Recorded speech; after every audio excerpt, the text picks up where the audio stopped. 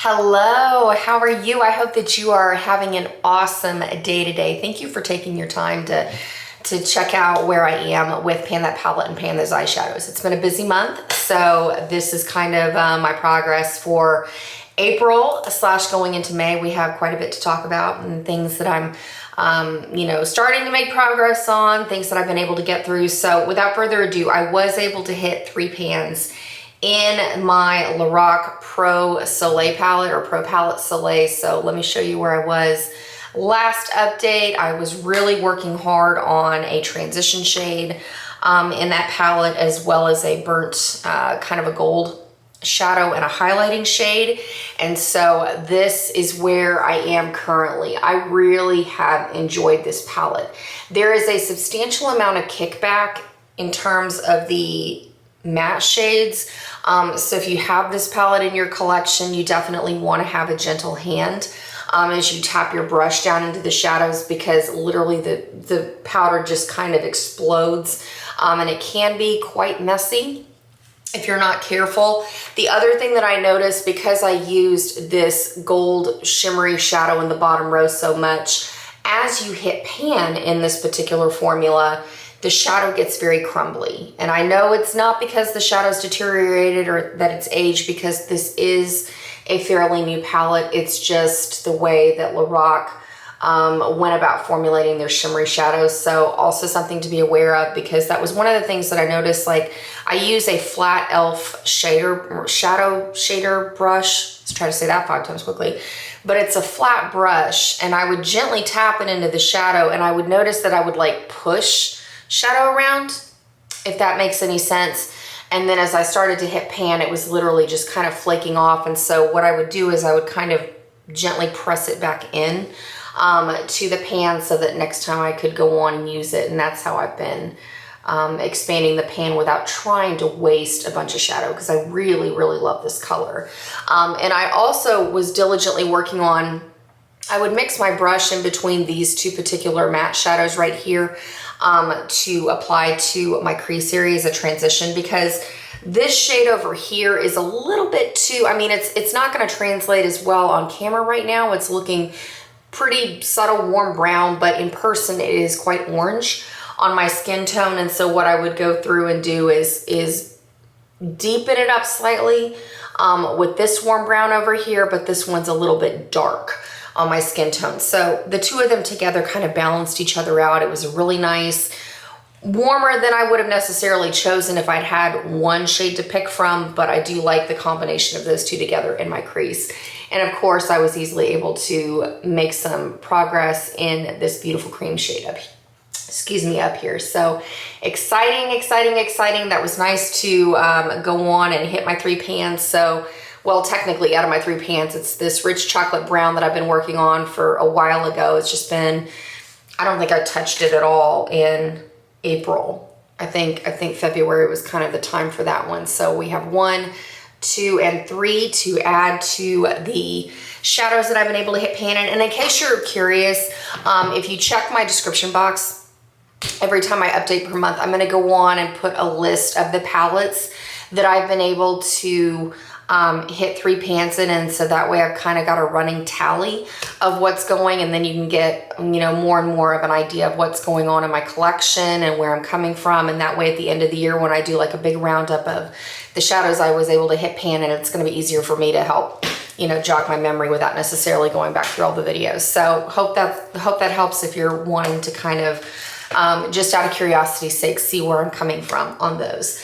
The next palette that I have been diligently working on is my Natasha Denona Triochrome palette. And when I, showed the picture last month and where I was, I really didn't have a whole lot of progress on it. I had used a couple of the shades a handful of times, but it wasn't until April that I really, really got into this palette. And this is where I currently am. Good gravy. It still doesn't look like I'm making a ton of progress, but I am using this palette every single day, and I'm really, really enjoying it.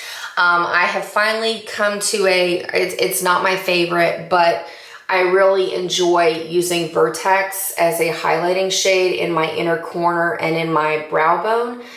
It's not quite as bright as I would like it to be, but it does the job. So it is what I'm currently wearing today. It does, like I said, it does a nice job of just being cohesive with the look. It's not necessarily anything to get excited about, or that it necessarily jazzes up a look, but it's a good, handy, basic, everyday shade, especially when you've got a color story like this one that's a little bit more vibrant, a little bit more out there with the greens and the mints and things like that. And so the first look I'm actually going to post to get ready with me probably within the next week or two. I wanted to really, it's not coming across very mint on here, is it? It's coming across really light, but I wanted to go through with this androdite shade. It's a really cool toned mint shadow. Hopefully that's coming across. I've enjoyed using this on my lid, and I posted 2 pictures on Instagram of looks that I've tried. One is a more cooler toned base and one is a more warmer toned base, where I've used the mint shadow. I also went through at Walmart and I picked up one of these e.l.f. shadow sticks.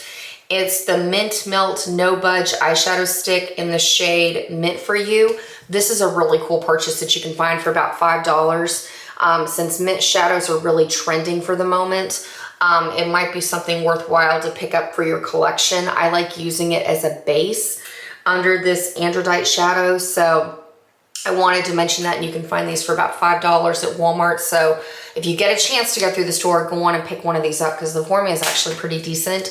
It doesn't crepe and it doesn't make your eyeshadow look funky on the eyes, and you know, again, it intensifies that mint to a stronger shade. So I've been going through, like, I really wanted to just do mint looks. I paired, one of the times that I did a mint look, I paired it with this deep olive tone called Scrap over here. I want to keep playing around with that because Scrap was kind of what I used in the cooler tone base to deepen up the outer V. I need to play around some more with it because I wasn't quite, I liked it, but I wasn't as thrilled as I wanted to be with the look. So I'm going to work with it some more. But the shadow that I'm really loving now is kind of the sunset vibe that I'm wearing today. And I've got a shadow from Juvia's place that I'll show you in just a moment. But I've paired it with this beautiful purple shade right here called Manganese.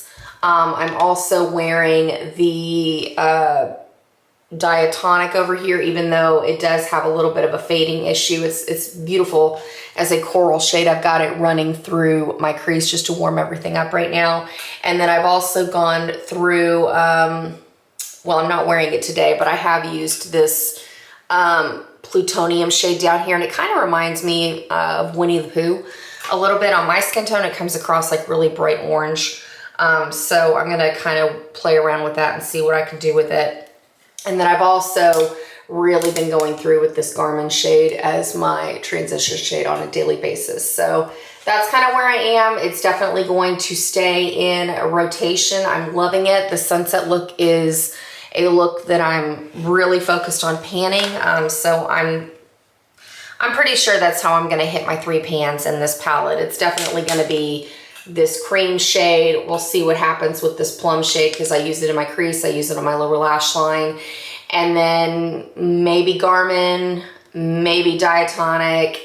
We'll see, maybe this, maybe this mint shade over here. I wish that that wasn't coming across so light on camera, but it is a really, really beautiful shade. So I'm actually really enjoying this. At first, this palette intimidated me quite a bit just because the color story was very different from something that I've been used to. But the more and more that I play with it, the more that I love the formula. It's just that Diatonic shade fades so quickly. So just something to note. Then the other palette that I pulled was my Juvia's Place Nubian 3 Coral palette. And when I first started using this, I was going in pretty hard with this. Well, let me show you. This is where I was.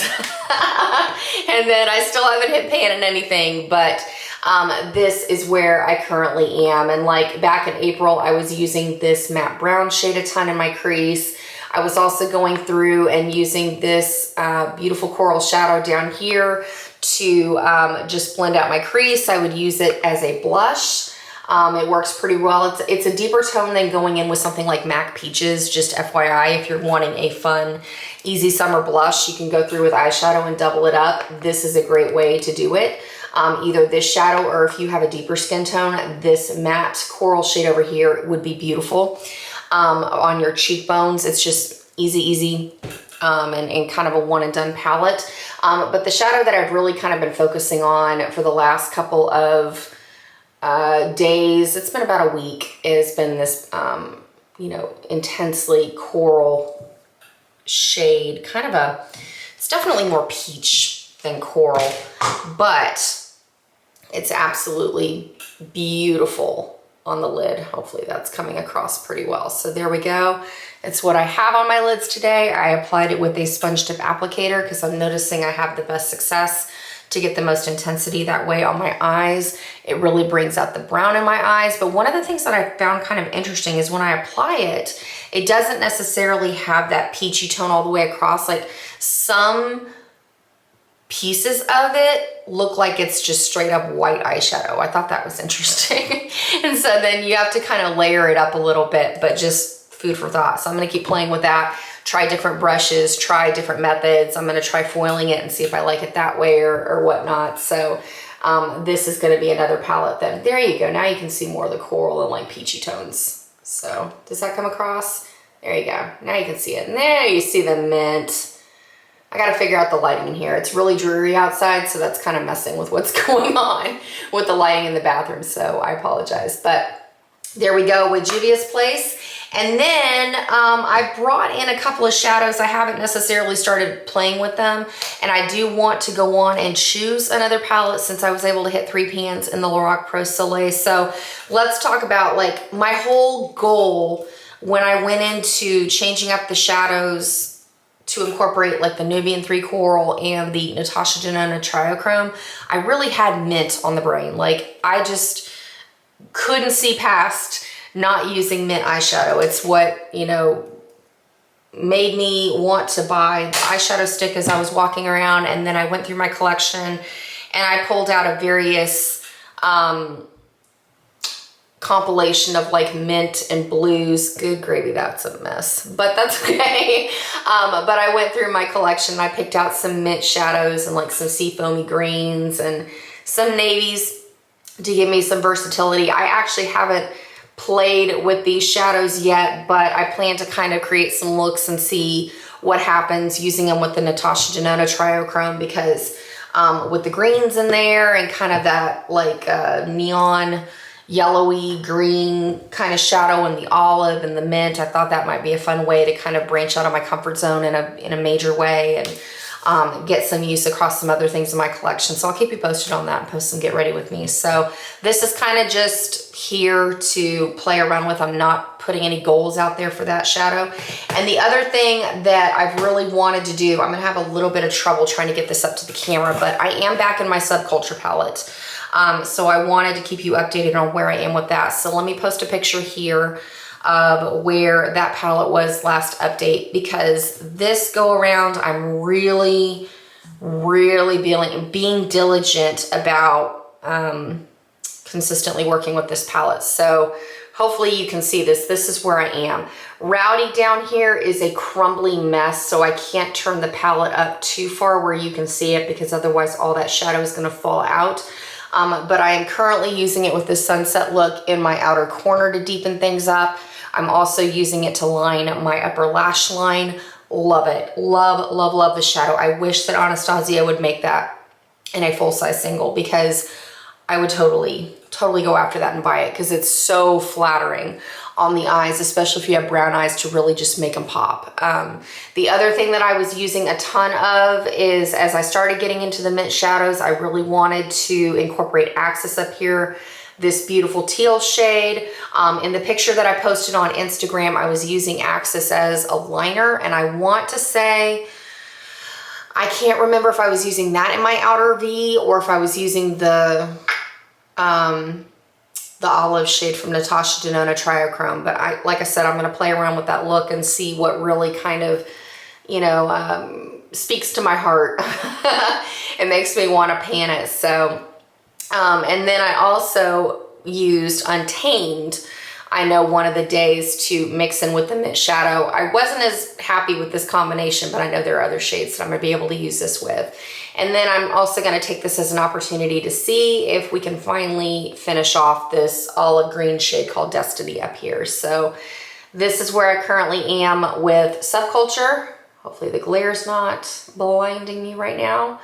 But for sure, I know I'm gonna finish Axis. Like this is gonna be the last month that you see shadow in that pan before it is done, because it has been very, very easy for me to incorporate in this look. And I'm here for this sunset look. Like everything about it just makes me ready for summer, ready to get out of this pandemic mode, ready to get excited about wearing makeup again. It looks super pretty if I'm wearing a face mask and I have to go minimal with everything else on my face. Like it's easy and fun. And I love having that burst of color because it's a nice change from wearing neutrals for a long time. So, and for the sake of keeping things moving through my collection, I am gonna go on and choose another palette. I may not make a ton of progress on it because I've got a lot going on here in terms of what I could be working on. I mean, between Subculture, Juvia's Place, and Natasha Denona already, that's a lot of shadow to be working with, especially since I'm trying to hit 3 pans in the Juvia's Place and the Natasha Denona. But for the sake of keeping things moving,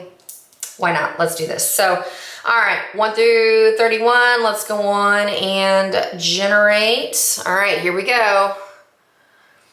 See what number we get. Number 8. So number 8 is ColourPop Grandeur. Fun. I have not used that palette, so let me run and go get that for you. Go with ColourPop's Grandeur. Isn't this like packaging the prettiest thing, like with the teal and the floral? I just love it. I mean, totally impulse purchase.